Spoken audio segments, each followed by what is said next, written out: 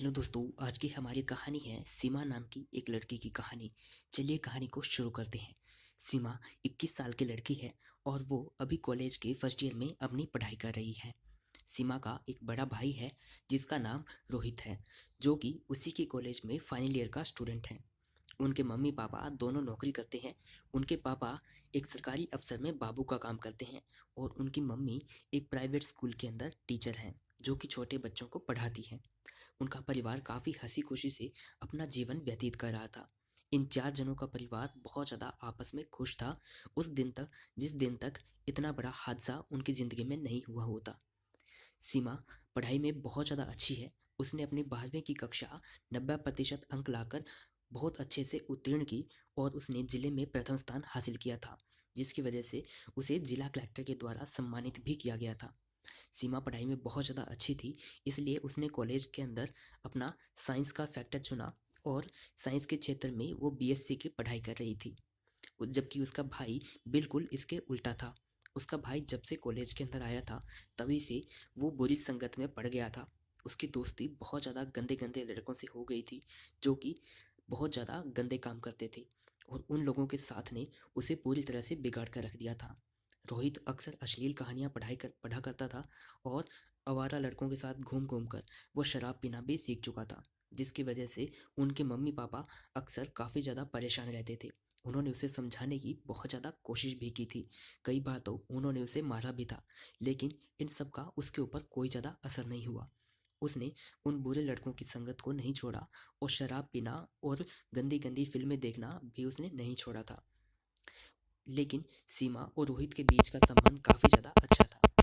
रोहित में चाहे लाख बुराइयां थी, सीमा उससे बहुत ज़्यादा प्यार करती थी। सीमा रोहित को अपना बड़ा भाई और अपना गार्जियन दोनों मानती थी और रोहित के साथ अपनी हर बात को शेयर करती थी। रोहित भी सीमा के साथ अपनी हर बातें शेयर कर लेता था।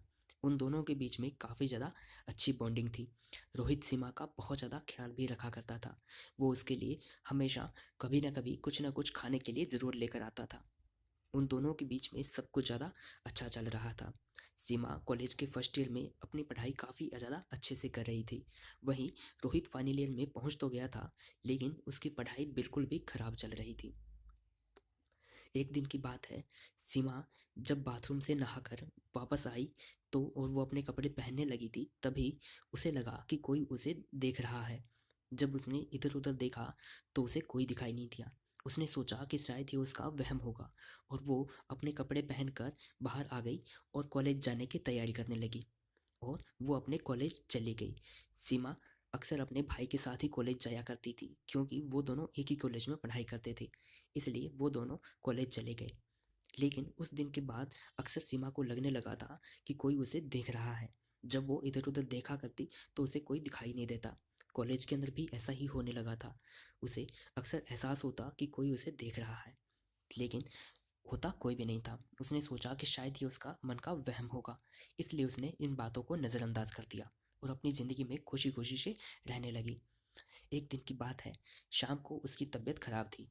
उसे हल्का सा बुखार था, इसलिए उसका भाई उसके लिए उसके कमरे में खाना लेकर आया और उसने उसे अपने हाथों से खाना खिलाया और उसे दवाई देकर सुला दिया। उसे नींद आ गई। थोड़ी देर के बाद सीमा गहरी नींद में जा चुकी थी।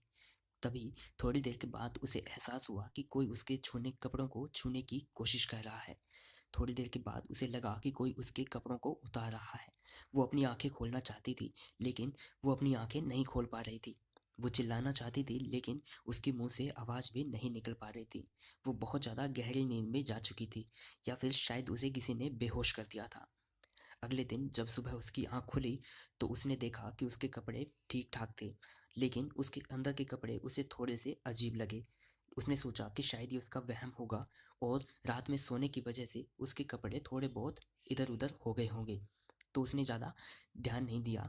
वैसे भी उसने सोचा कि वो घर के अंदर थी, तो यहाँ पर कोई नहीं आ सकता और वो यहाँ पर सेफ थी। लेकिन ये उसकी भूल थी।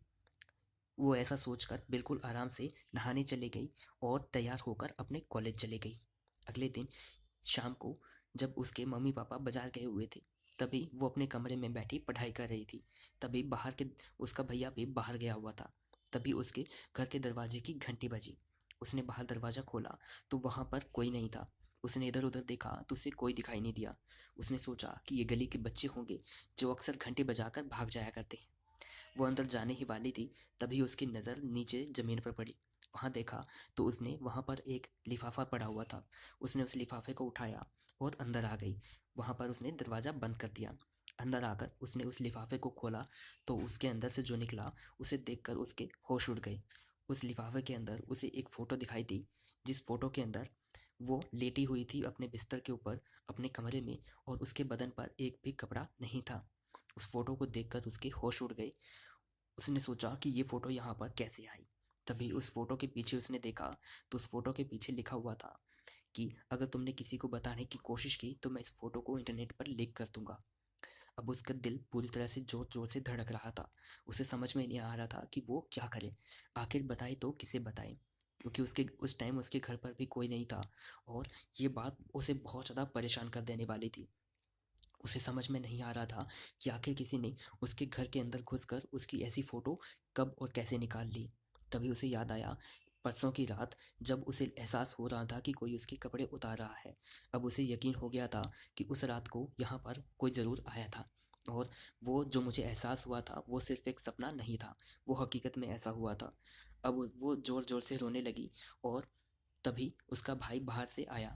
उसने दरवाज़ा खोला तो उसके भाई ने पूछा, क्या तुम रो रही थी? तो उसने कहा, नहीं भैया, ऐसा नहीं है। तो उसने कहा कि फिर तुम्हारी आंखों में आंसू कैसे? उसने कहा कि भैया, मैं प्याज काट रही थी, इसलिए आंखों में आंसू आ गए। उसके भाई ने कहा कि ठीक है, तुम तैयार हो जाओ, हम लोग बाहर खाना खाने चलेंगे। तभी उनके मम्मी पापा भी आ गए, और वो चारों लोग बाहर जाकर खाना खाकर आते हैं। उसके दिमाग में पूरी तरह से डर बैठा हुआ था। वो अभी भी यही सोच रही थी कि आखिर उसकी ऐसी फ़ोटो किसने और कब निकाल ली। वो समझ नहीं पा रही थी। ऐसा करते हुए 2 दिन बीत चुके थे, और अभी तक उस फ़ोटो वाले की तरफ से कोई जवाब नहीं आया था। ना ही उसका कोई और ज़्यादा लेटर आया था। उसने सोचा कि शायद वो भूल गया होगा। लेकिन 2 दिन के बाद जब उनके मम्मी-पापा अपने काम पर गए हुए थे, तभी वो कॉलेज के अंदर बैठी थी। तभी उसके फ़ोन पर एक मैसेज आता है और कहता है कि अगर तुम्हें अपनी फ़ोटो का असली प्रूफ़ चाहिए और तुम चाहती हो कि मैं तुम्हारी फ़ोटो डिलीट कर दूँ, तो जो मैं कहता हूँ तुम्हें वही करना पड़ेगा। वो बिल्कुल डरी हुई थी, और उसे समझ नहीं आ रहा था कि आखिर क्या करे। तो उसने रिप्लाई कर दिया कि प्लीज़ आप मेरी फ़ोटो को डिलीट कर दीजिए। आप जो कहेंगे मैं वो कर दूँगी।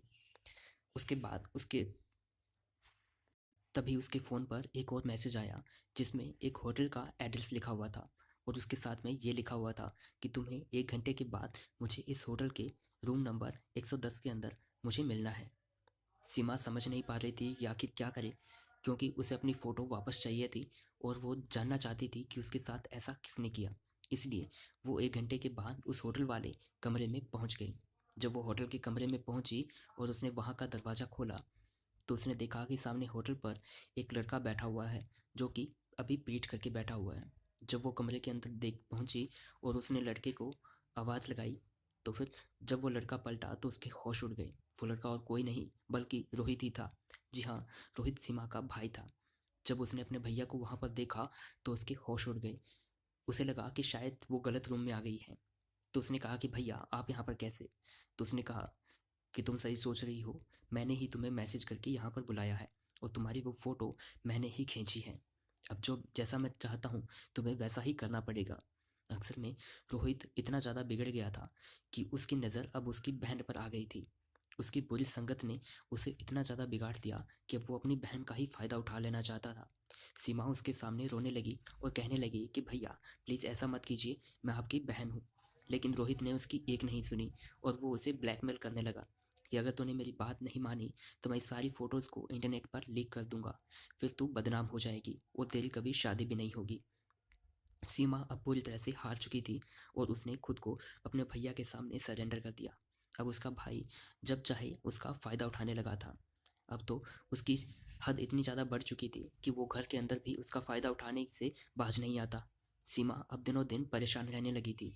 वो गुमसुम रहने लगी थी। उसकी जो पहले वाली हंसी थी वो भी बिल्कुल गायब हो चुकी थी। वो कॉलेज के अंदर भी मुरझाई मुरझाई रहती थी।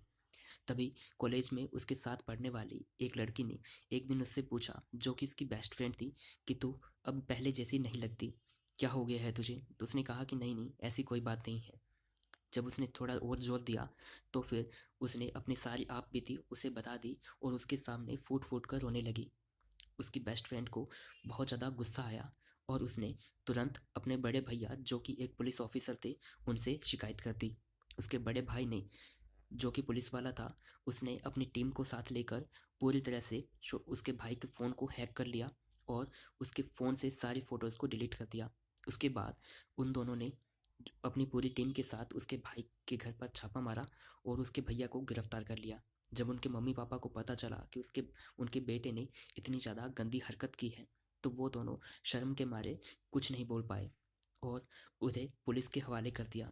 पुलिस उसके भाई को पकड़ कर ले गई और सीमा को आखिरकार इंसाफ मिला।